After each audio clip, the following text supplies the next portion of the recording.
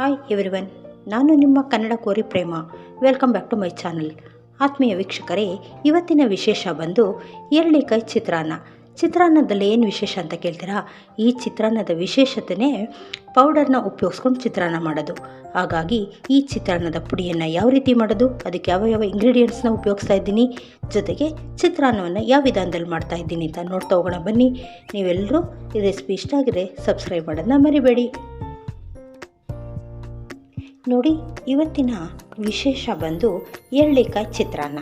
ಈ ಒಂದು ಎರಳಿಕಾಯಿ ಚಿತ್ರಾನ್ನನ ಯಾವ ರೀತಿ ಮಾಡೋದು, ಅದಕ್ಕೆ ಯಾವ್ಯಾವ ಇಂಗ್ರೀಡಿಯೆಂಟ್ಸ್ನ ಉಪಯೋಗಿಸ್ತಾ ಇದ್ದೀನಿ ಅಂತ ನೋಡ್ತಾ ಹೋಗೋಣ ಬನ್ನಿ. ಮುಖ್ಯವಾಗಿ ಈ ಚಿತ್ರಾನ್ನ ಮಾಡೋದಕ್ಕೆ ನಾನು ಎಣ್ಣೆ, ಸಾಸಿವೆ, ಜೀರಿಗೆ, ಕಡಲೆಬೀಜ, ಕಡಲೆಬೇಳೆ, ಉದ್ದಿನಬೇಳೆ, ಜೊತೆಗೆ ಎರಳಿಕಾಯಿ. ಮುಖ್ಯವಾಗಿ ನಾನು ಎರಳಿಕಾಯಿ ಚಿತ್ರಾನ್ನ ಮಾಡೋದ್ರಿಂದ ಎರಳಿಕಾಯಿ ತೊಗೊಂಡಿದ್ದೀನಿ, ಕರಿಬೇವು ತೊಗೊಂಡಿದ್ದೀನಿ, ಸ್ವಲ್ಪ ಅರಿಶಿಣ, ರುಚಿಗೆ ತಕ್ಕಷ್ಟು ಉಪ್ಪು. ಮುಖ್ಯವಾಗಿ ಈ ಚಿತ್ರಾನ್ನ ಮಾಡೋದಕ್ಕೆ ನಾನು ಈರುಳ್ಳಿ, ರೆಡ್ ಚಿಲ್ಲೀಸು, ಗ್ರೀನ್ ಚಿಲ್ಲೀಸು, ಶುಂಠಿ ಬೆಳ್ಳುಳ್ಳಿ ಪೇಸ್ಟು ಇಷ್ಟನ್ನು ಉಪಯೋಗಿಸಿದ್ದೀನಿ. ಮುಖ್ಯವಾಗಿ ಈ ಚಿತ್ರಾನ್ನದ ವಿಶೇಷತೆ ಏನಪ್ಪ ಅಂದರೆ, ಇದಕ್ಕೆ ಒಂದು ಪೌಡರ್ನ ನಾನು ಸೇರಿಸ್ತೀನಿ. ಈ ಚಿತ್ರಾನ್ನದ ಪುಡಿ ಹಾಕೋದೇ ಈ ಚಿತ್ರಾನ್ನದ ವಿಶೇಷ. ಆ ಒಂದು ಪೌಡರ್ ಹಾಕೋದ್ರಿಂದ ಈ ಚಿತ್ರಾನ್ನಕ್ಕೆ ಮತ್ತಷ್ಟು ರುಚಿ ಬರುತ್ತೆ. ಹಾಗಾಗಿ ಆ ಚಿತ್ರಾನ್ನಕ್ಕೆ ಯಾವ್ಯಾವ ಪೌಡರ್ ಹಾಕಿ, ಯಾವ್ಯಾವ ಇಂಗ್ರೀಡಿಯೆಂಟ್ಸ್ನ ಹಾಕಿ ನಾನು ಆ ಪೌಡರ್ ರೆಡಿ ಮಾಡ್ತೀನಿ ಅಂತ ನೋಡ್ತಾ ಹೋಗೋಣ ಬನ್ನಿ. ಕೊನೆಯವರೆಗೂ ಸ್ಕಿಪ್ ಮಾಡದೆ ನೋಡಿ. ಆ ಚಿತ್ರಾನ್ನದ ಪುಡಿ ಹಾಕಿ ಚಿತ್ರಾನ್ನ ಮಾಡಿದ್ರೆ ಎಷ್ಟು ಅದ್ಭುತವಾಗಿರುತ್ತೆ ಅಂತ ನೋಡ್ತಾ ಹೋಗೋಣ ಬನ್ನಿ. ಈ ಚಿತ್ರಾನ್ನದ ಪುಡಿ ಮಾಡೋದಕ್ಕೆ ನಾನು ಯಾವ್ಯಾವ ಇಂಗ್ರೀಡಿಯೆಂಟ್ಸ್ನ ಉಪಯೋಗಿಸ್ತಾ ಇದ್ದೀನಿ ಅಂದರೆ, ಉದ್ದಿನಬೇಳೆ, ಕಡಲೆಬೇಳೆ, ಜೀರಿಗೆ, ಬಿಳಿ ಎಳ್ಳು, ಮೆಂತ್ಯ ಇಷ್ಟು ಪದಾರ್ಥಗಳನ್ನ ಉಪಯೋಗಿಸ್ತಾ ಇದ್ದೀನಿ. ಮೊದಲು ಇವೆಲ್ಲ ಪದಾರ್ಥಗಳನ್ನ ನಾವು ಕರೆಕ್ಟ್ ಮೆಷರ್ಮೆಂಟಾಗಿ ತೊಗೊಳ್ಬೇಕಾಗುತ್ತೆ. ನಾನು ಈ ಒಂದು ಸ್ಪೂನ್ ಅಳತೆಯಿಂದ 2 ಸ್ಪೂನ್ ಉದ್ದಿನಬೇಳೆ, 2 ಸ್ಪೂನ್ ಕಡಲೆಬೇಳೆ, 1 ಸ್ಪೂನ್ ಜೀರಿಗೆ, 1 ಸ್ಪೂನ್ ಬಿಳಿ ಎಳ್ಳು, ಅರ್ಧ ಸ್ಪೂನಷ್ಟು ಮೆಂತ್ಯವನ್ನು ತೊಗೊಳ್ತಾ ಇದ್ದೀನಿ. ಇವೆಲ್ಲವನ್ನು ಮೊದಲು ನಾವು ಡ್ರೈ ರೋಸ್ಟ್ ಮಾಡಿಕೊಂಡು ಪೌಡರ್ ರೆಡಿ ಮಾಡ್ಕೊಳ್ಳೋಣ. ಆಮೇಲಿಂದ ಯಾವ ರೀತಿ ಮಾಡೋದು ಅಂತ ನೋಡೋಣ.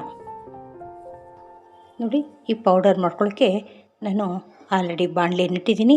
ಅದಕ್ಕೆ ನೋಡಿ ಅಳತೆ ಮಾಡಿಕೊಂಡು 2 ಸ್ಪೂನಷ್ಟು, ನೀವು ಹೆಚ್ಚು ಪೌಡರ್ ಬೇಕು ಅಂದರೆ ಹೆಚ್ಚು ಹಾಕ್ಕೊಳ್ಳಿ.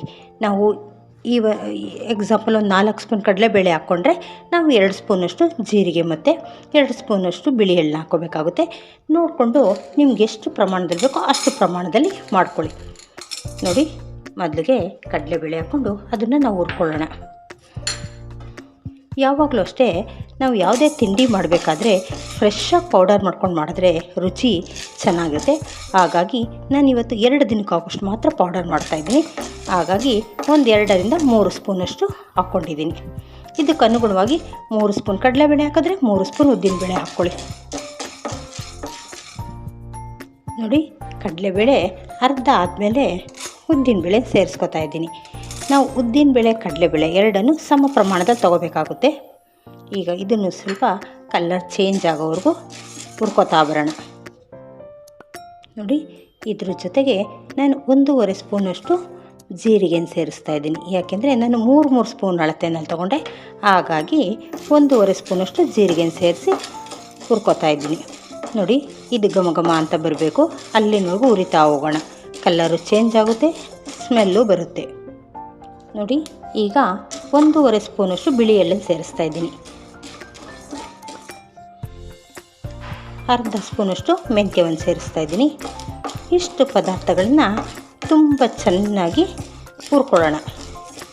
ಅಂದರೆ ಸೀದೋಗಬಾರ್ದು, ಒಂದೇ ಹದವಾಗಿ ಹುರ್ಕೊಂಡು ಪೌಡರ್ ಮಾಡಿಕೊಂಡ್ರೆ ಈ ಒಂದು ಚಿತ್ರಾನ್ನದ ಪುಡಿ ಹಾಕಿದ್ರೆ ಚಿತ್ರಾನ್ನ ಅಷ್ಟು ಅದ್ಭುತವಾಗಿರುತ್ತೆ. ನಾವು ಪುಳಿಯೋಗರೆ, ವಾಂಗಿಭಾತ್ಗೆಲ್ಲ ಹೇಗೆ ಪೌಡರ್ ಮಾಡಿ ಹಾಕ್ತೀವೋ ಈ ಚಿತ್ರಾನ್ನಕ್ಕೂ ಈ ರೀತಿ ಪೌಡರ್ ಮಾಡಿ ಹಾಕಿದ್ರೆ ರುಚಿ ಚೆನ್ನಾಗಿರುತ್ತೆ. ನೋಡಿ, ಈಗೆಲ್ಲ ಪಟಪಟ ಅಂತ ಸಿಡಿತಾ ಇದೆ. ಈ ಒಂದು ಟೈಮಲ್ಲಿ ನಾನು ಫ್ಲೇಮ್ ಆಫ್ ಮಾಡ್ತಾಯಿದ್ದೀನಿ. ಇದನ್ನು ಚೆನ್ನಾಗಿ ಬಿಸಿ ಕಡಿಮೆ ಆಗಲಿ. ಈ ಬಿಸಿ ಎಲ್ಲ ಕಡಿಮೆ ಆಗಿ ತಣ್ಣಗಾದ್ಮೇಲೆ ನಾವು ಜಾರಲ್ಲಿ ನೈಸ್ ಪೌಡರ್ ಮಾಡ್ಕೊಳ್ಳೋಣ. ನೋಡಿ, ಈಗ ಚಿತ್ರಾನ್ನದ ಒಗ್ಗರಣೆಗೆ ನಾನು ಬಾಣಲೆ ಇಟ್ಟಿದ್ದೀನಿ. ಈಗ ಅದಕ್ಕೆ ಅಗತ್ಯವಿರುವಷ್ಟು ಒಂದು ಅರ್ಧ ಬೌಲಷ್ಟು ಎಣ್ಣೆ ಸೇರಿಸ್ತಾ ಇದ್ದೀನಿ. ಎಣ್ಣೆ ಚೆನ್ನಾಗಿ ಬಿಸಿ ಆಗಲಿ. ನೋಡಿ, ಎಣ್ಣೆ ಬಿಸಿಯಾಗಿದೆ. ಮೊದಲು ನಾನು ತೊಗೊಂಡಿರೋಂಥ ಒಂದು ಅರ್ಧ ಬೌಲ್ ಕಡಲೆ ಬೀಜನ ಹಾಕ್ಕೊಂಡು ಚೆನ್ನಾಗಿ ರೋಸ್ಟ್ ಆಗೋವರೆಗೂ ಫ್ರೈ ಮಾಡ್ತೀನಿ. ನೋಡಿ, ಇದು ಚೆನ್ನಾಗಿ ರೋಸ್ಟ್ ಆಗಲಿ. ಆಮೇಲೆ ಇದನ್ನು ತೆಗೆದಿಟ್ಕೊಳ್ಳೋಣ. ನೋಡಿ ಕಡಲೆ ಬೀಜ ಎಲ್ಲ ಚೆನ್ನಾಗಿ ಕ್ರಿಸ್ಪಿಯಾಗಿ ಫ್ರೈ ಆಗಿದೆ. ಈಗ ನಾನು ಇದನ್ನು ಒಂದು ಬೌಲಲ್ಲಿ ತೆಗೆದಿಟ್ಕೋತಾ ಇದ್ದೀನಿ.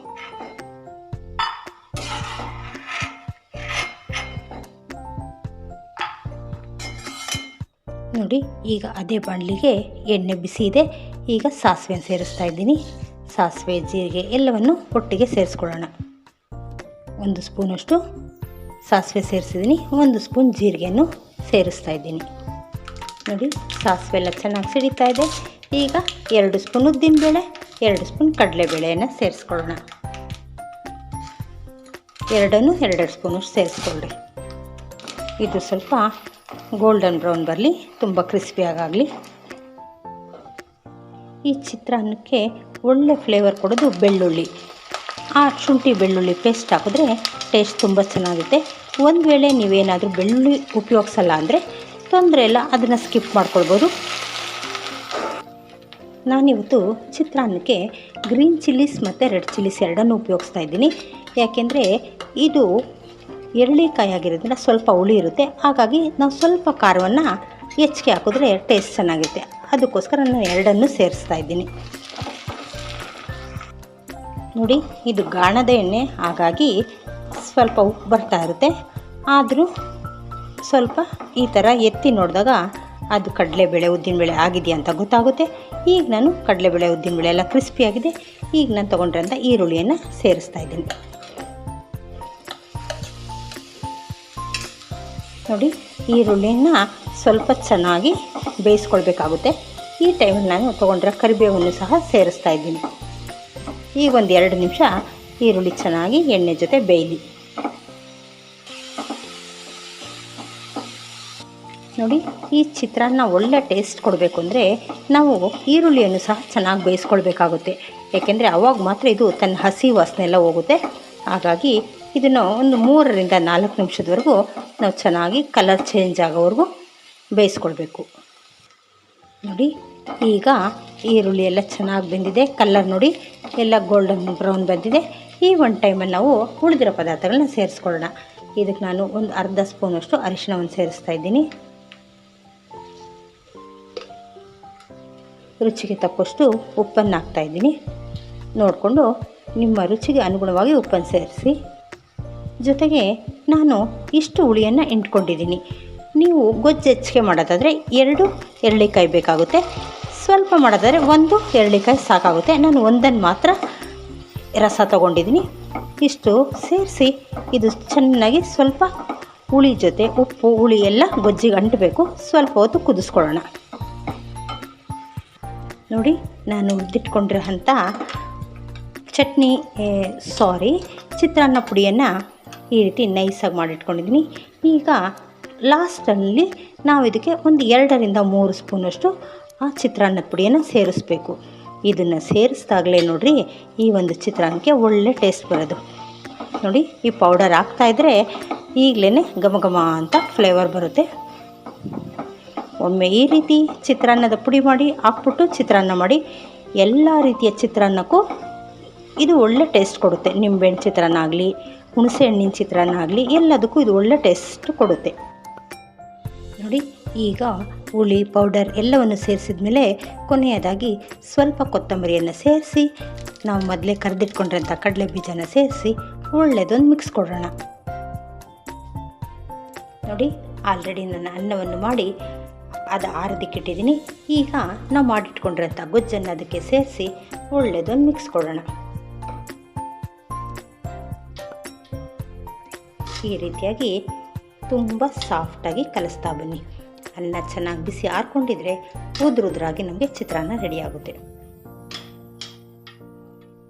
ನೋಡ್ತಾ ಇದ್ದೀರಲ್ಲ, ರುಚಿಕರವಾದಂತಹ ಎರಳಿಕಾಯಿ ಚಿತ್ರಾನ್ನ ಸವಿಯಲು ಸಿದ್ಧವಾಗಿದೆ. ಈ ಒಂದು ಚಿತ್ರಾನ್ನಕ್ಕೆ ಎರಳಿಕಾಯಿ ಉಪ್ಪಿನಕಾಯಿ ಒಳ್ಳೆ ಕಾಂಬಿನೇಷನ್. ಇವೆರಡನ್ನು ತಿಂತಾಯಿದ್ರೆ ಮತ್ತೆ ಇದನ್ನೇ ಮಾಡಬೇಕು ಅನಿಸುತ್ತೆ. ಹಾಗಾಗಿ ನಿಮ್ಮೆಲ್ಲರಿಗೂ ಈ ರೆಸಿಪಿ ಇಷ್ಟ ಆಗಿದ್ರೆ ಲೈಕ್, ಶೇರ್, ಸಬ್ಸ್ಕ್ರೈಬ್ ಮಾಡೋದನ್ನ ಮರಿಬೇಡಿ. Thank you.